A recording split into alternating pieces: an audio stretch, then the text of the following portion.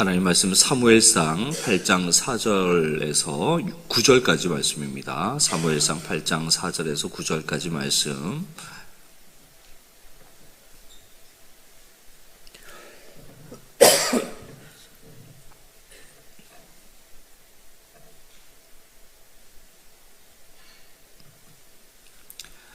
사절에서 9절까지 말씀을 교독하도록 하겠습니다. 이스라엘 모든 장로가 모여 라마에 있는 사무엘에게 나아가서, 자막이 지금 안 나오고 있는데요. 8장 5절을 함께 읽을까요?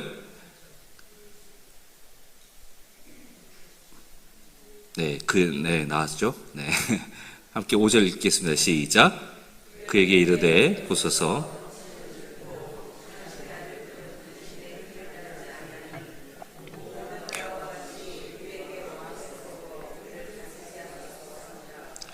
우리에게 왕을 주어 우리를 다스리게 하라 했을 때에 사무엘이 그것을 기뻐하지 아니하여 여호와께 기도하매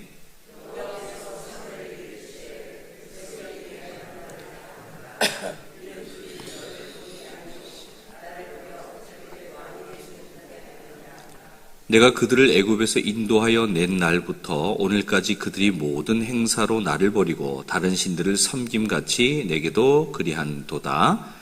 그러므로 그들의 말을 듣되 너는 그들에게 엄히 경고하고 그들을 다스릴 왕의 제도를 가르치라. 아멘. 기도하겠습니다.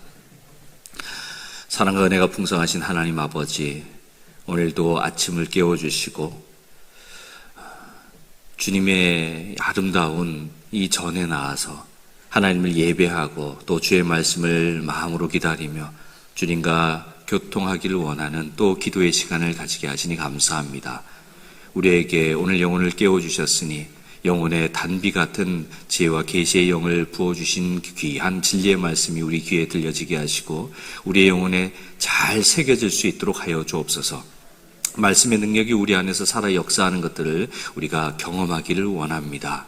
오늘 말씀을 전할 때 오직 하나님만을 드러나게 하시고 오직 주의 영광이 가득한 그런 말씀 선포의 시간 되게 하여 주옵소서.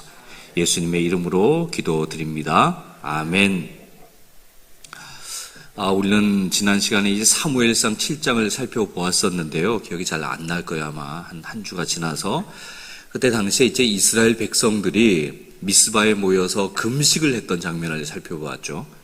눈물로 그들이 회개하면서 전심으로 하나님께 돌아왔었습니다. 하나님께서 블레셋 사람들의 손에서 그들을, 이스라엘 백성들을 아주 기적적으로 구원을 해주셨죠. 이스라엘이 이제 그 이후로 평화로운 시간을 선물로 주셨다라는 것이 바로 7장에 있는 내용입니다. 그런데 오늘 8장에 이르게 되면 이전과는 또 전혀 다른 그런 모습, 이스라엘의 백성들의 모습을 보게 되는데요. 그들이 하나님을 왕으로 삼는 것을 이제 거부하기 시작하고 사람을 왕으로 세워달라라고 요구하고 있는 장면을 오늘 목격하게 돼요. 오늘 본문 1절은 이렇게 시작을 합니다. 사무엘이 늙음에, 그래요. 사무엘이 늙음에 한평생 이스라엘의 사사로서 또 제사장으로서 선지자로서 하나님의 일을 아주 충성스럽게 감당해온 사무엘이 이제 나이가 많아졌습니다. 늙었습니다. 그래서 사무엘은 자신의 맏아들인 요엘, 둘째 아들 아비야, 이 두 아들을 사사로 삼아서 자신의 뒤를 잇게 해요. 그런데 이 두 아들이 아버지 사무엘의 이 옳은 길을 따라 살지 않고 돈벌이에만 정신이 팔려서 뒤로 뇌물을 받고 아주 잘못된 치우친 판결을 합니다. 재판을 그렇게 하는 거예요. 돈 받고 재판하는 거죠. 사사가 갖추어야 할 이 바른 모습, 그 모습은 온데간데 없고 율법이 금하는 죄악을 지금 행하고 있는 거예요. 저는 이 장면에서 누가 떠올랐냐면 엘리 제사장의 두 아들이 떠올랐습니다. 홈리와 비나하스요. 그들도 제사장의 아들로 태어났지만요, 하나님 앞에서 악을 행하면서 성막을 더럽혔죠. 그로 인해 엘리의 집안이 어떻게 되었죠? 하나님의 심판을 받게 되었습니다. 그렇다면 여러분, 사무엘도 이 엘리 제사장처럼 자기 아들들의 신앙 교육에는 실패한 것일까? 그런 생각이 들어요. 그런 질문이 들 수 있죠. 사무엘 자신은 하나님을 너무 충성스럽게 섬겼지만 정작 아들들의 신앙 교육은 제대로 하지 못했기 때문에 두 아들이 부패한 사사가 되었던 것일까? 그러나 성경은 그렇게 말하지 않아요. 3절을 보면요, 그의 아들들이 자기 아버지의 행위를 따르지 아니하며 그렇습니다. 사무엘이 주어가 아니라, 사무엘이 신앙교육을 잘못했다가 아니라 그의 아들들이 아버지의 행위를 따르지 않았다고 해요. 사무엘을 탓하는 게 아니라 아들들 스스로 아버지의 길을 외면했다라고 말합니다. 여러분, 우리가 여기서 발견할 수 있는 것은 부모가 아무리 신실하게 하나님을 잘 섬겨도 그 신앙이 자동으로 자녀들에게 전해지지는 않는다는 거예요. 부모가 아무리 철저하게 자녀들에게 신앙교육을 시켜도 자녀가 그 가르침을 마음으로 받아들일 생각이 없다면 그 신앙은, 자녀의 신앙은 자라나지 않습니다. 부모가 아무리 믿는 자의 본을 많이 보여줘도 자녀가 그 본을 따를 생각이 아예 없다면 소용이 없는 거예요, 그게. 여러분, 진정한 신앙은요, 부모가 강압적으로 집어넣어 줄 수 있는 그런 성질의 것이 아닙니다. 자녀 스스로가 하나님을 만나고 하나님 앞에 무릎을 꿇고 나는 하나님을 나의 주인으로 섬기겠습니다, 그러한 결단을 해야만 비로소 그의 신앙의 뿌리가 자라나게 되는 것이에요. 그래서 훌륭한 목회자의 자녀라도 그의 자녀가 교회를 떠나기도 하고요, 신앙을 잃어버리기도 하고요, 또 독실한 크리스찬 부모 밑에서 자란 자녀도 방탕한 삶을 살기도 하는 것이 바로 그런 이유 때문입니다. 그리고 반대의 경우도 있죠. 믿지 않는 가정에서 자랐지만 그 자녀가 하나님을 만나 아주 놀랍게 변화가 되기도 하고 뿌리 깊은 신앙을 가지는 모습도 우리는 얼마든지 발견해요. 그러므로 우리는 그 자녀의 모습만 보고 그 부모의 신앙이 이렇다 저렇다 그렇게 판단할 수 없고, 또 부모의 신앙 교육이 어떻다라고 이야기할 수 없습니다. 조심해야 하는 부분입니다. 오늘 본문 4절을 보면 이스라엘의 모든 장로들이 지금 한자리에 모여 사무엘을 찾아와서 이렇게 말하는데요. 함께 4절 읽어보겠습니다.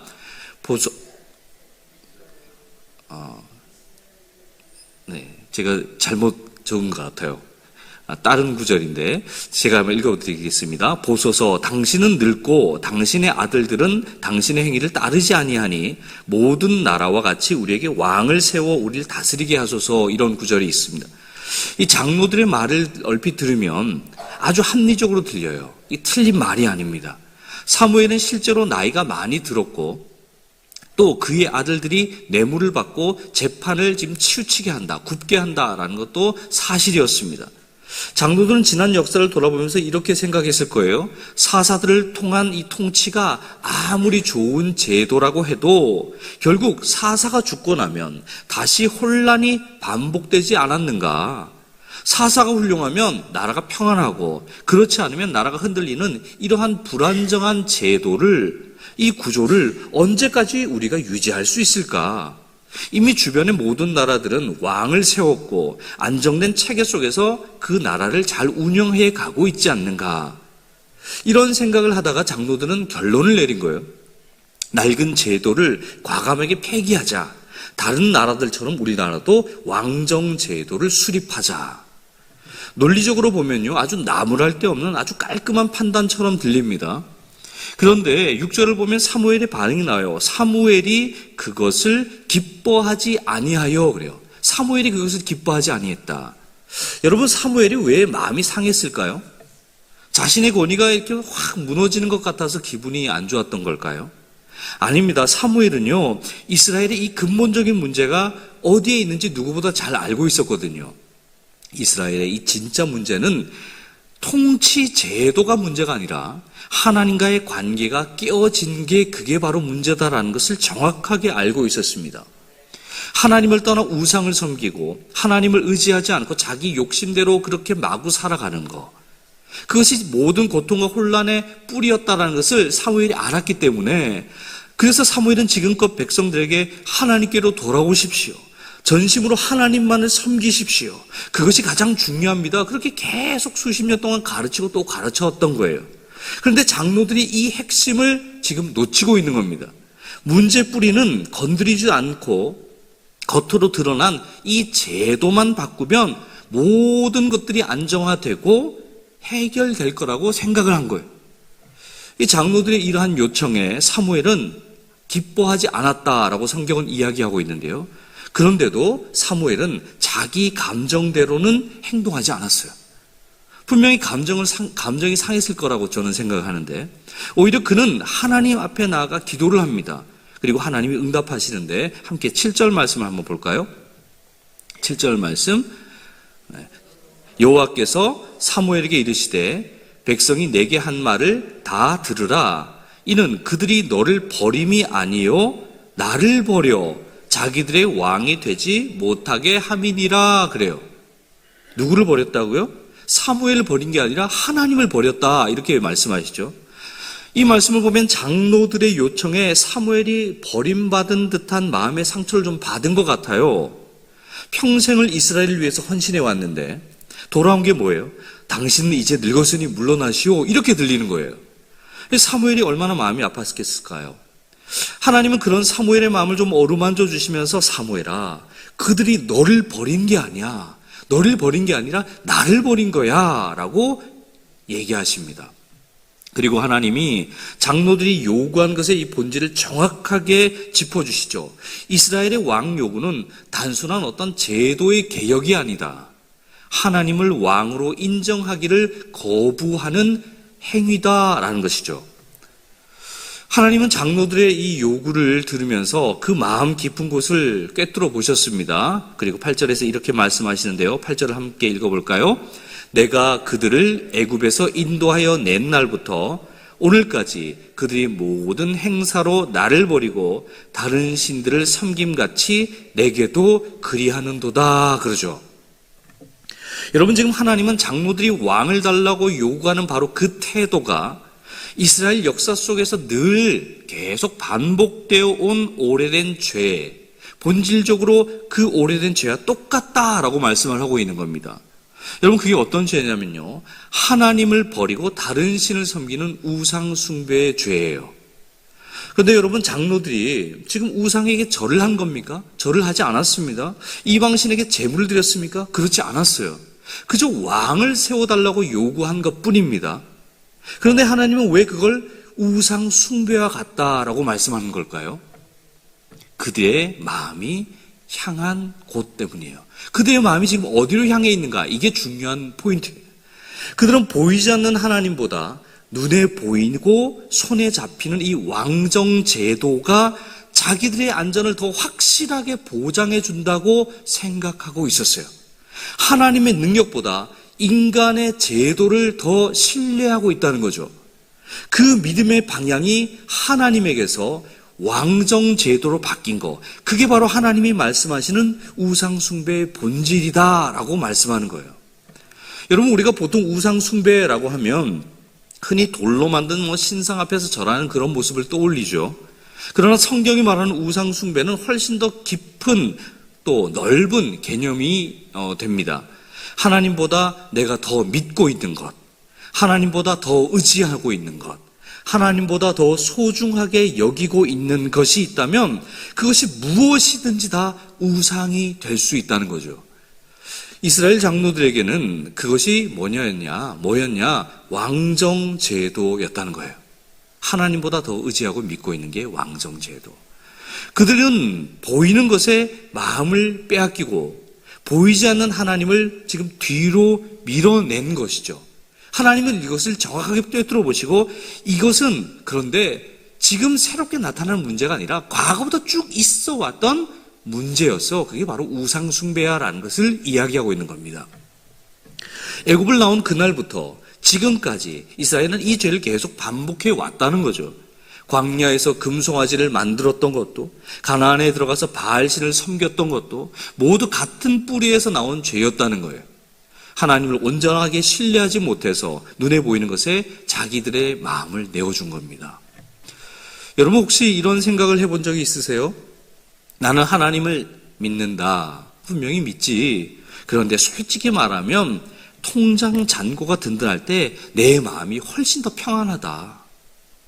나는 기도도 하고 예배도 드리지만 내 자녀가 좋은 직장을 잡고 안정된 삶을 살 때 비로소 나는 평안하고 진정한 행복을 맛본다. 여러분, 솔직히 누구에게나 이런 마음이 어느 정도 있을 수 있다고 생각합니다. 그거 자체가 죄도 아니에요. 그러나 그 마음이 점점 더 내 안에서 커져서 하나님보다는 재물이, 하나님보다는 자녀의 성공이, 하나님보다는 세상의 안정감과 만족감이 나의 진짜 의지하는 곳, 의지처가 되어버린다라고 한다면요, 그 순간 우리는 어쩌면 이스라엘의 이 장로들과 같은 자리에 서 있게 되는 것일지도 모르겠어요. 여러분, 그리스도인이라고 하면서도 하나님을 버린 신앙인들이 있을까요? 말로만 들으면 이건 도저히 상상하기도 싫은 그런 말이죠.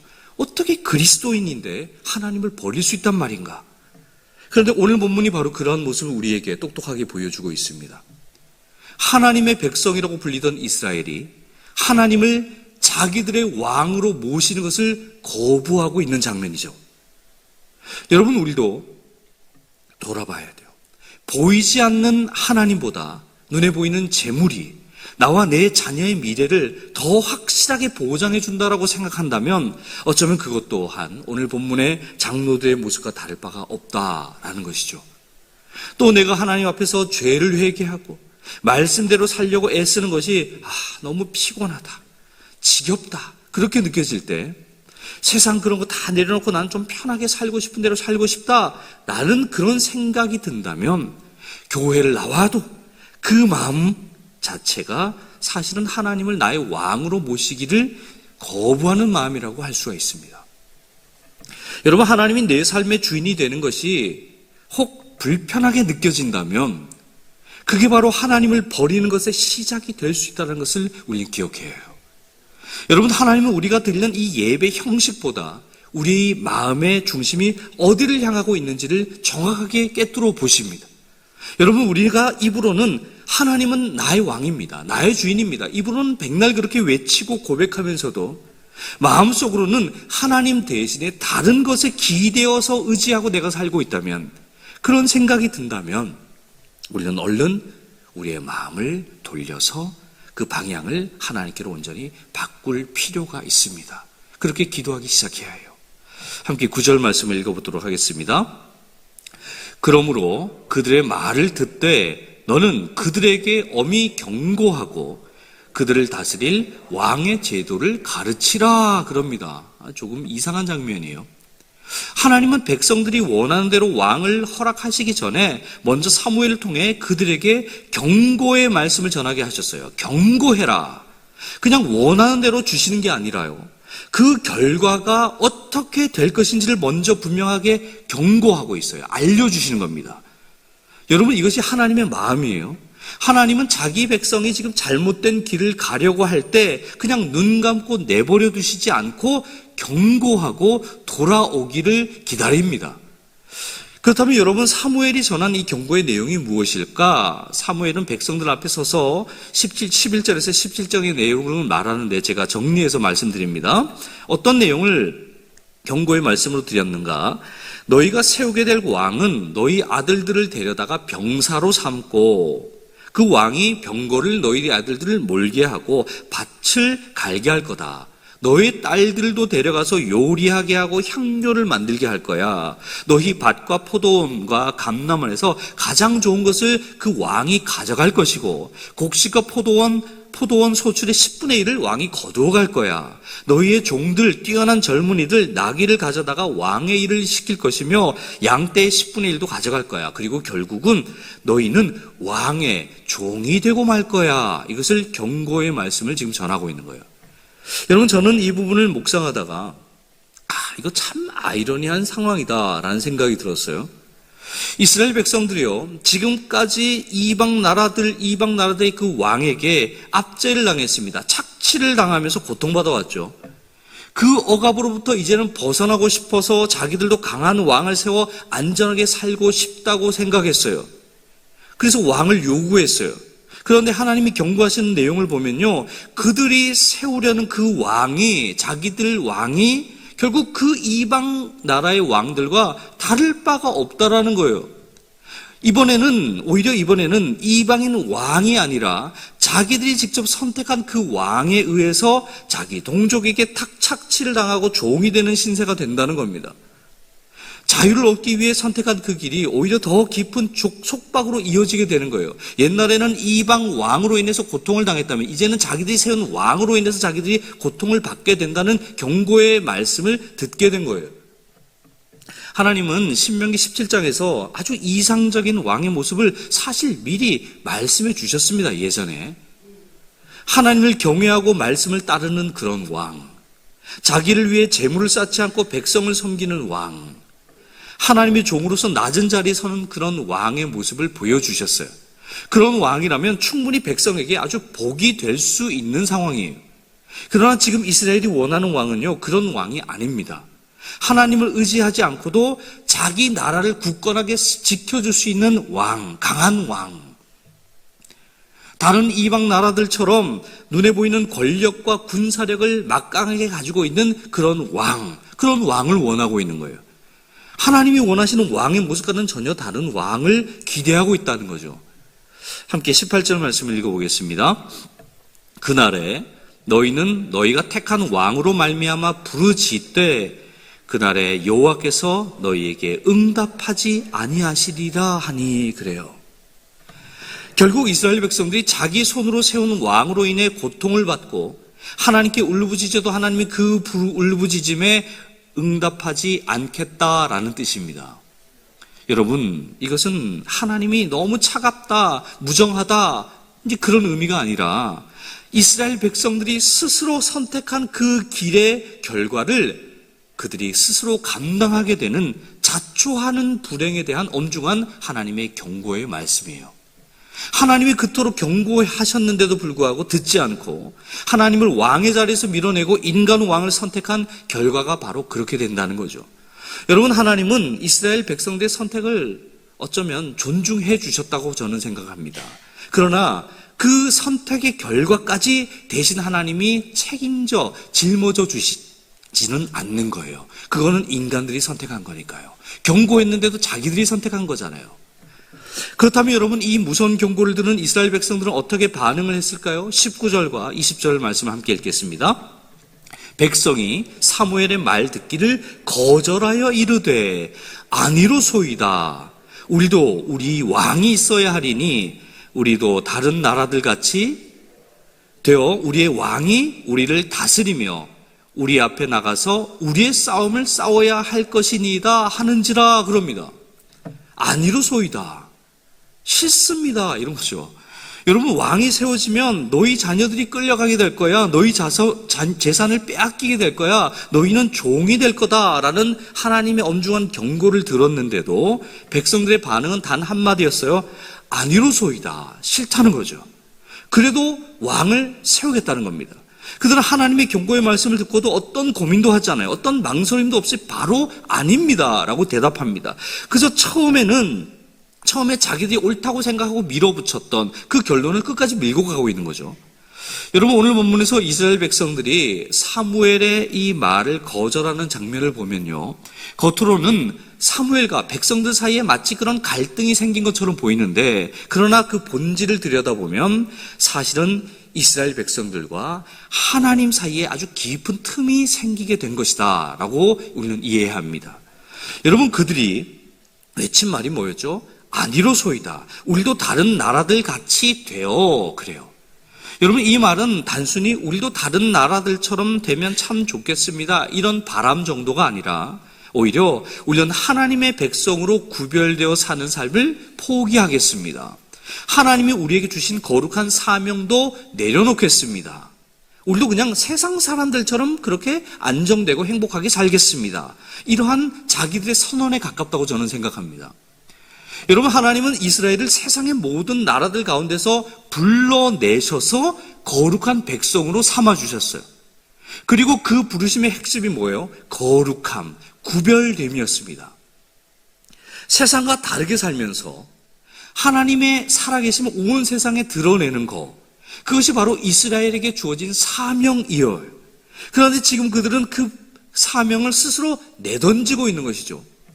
여러분, 지금 이스라엘 백성들이 하려는 것이 무엇이냐면 하나님 없어도 잘 살 수 있는 길을 찾고 있는 겁니다. 하나님의 보호하심 없어도 안전하게 살 수 있는 길, 하나님을 의지하지 않아도 행복하게 잘 살 수 있는 길을 스스로 만들어 가겠다는 거예요. 그러나 여러분, 그것이 얼마나 어리석은 생각입니까? 물질적인 행복을 얻을 수만 있다면, 우리가 이방 나라들처럼 잘 살 수만 있다면 하나님보다 왕을 더 의지하겠다라는 이 생각이 너무나 어리석은 거죠. 결국 하나님은 고집스러운 이스라엘 백성들의 그 태도를 보시고 사무엘에게 이렇게 말씀하시죠.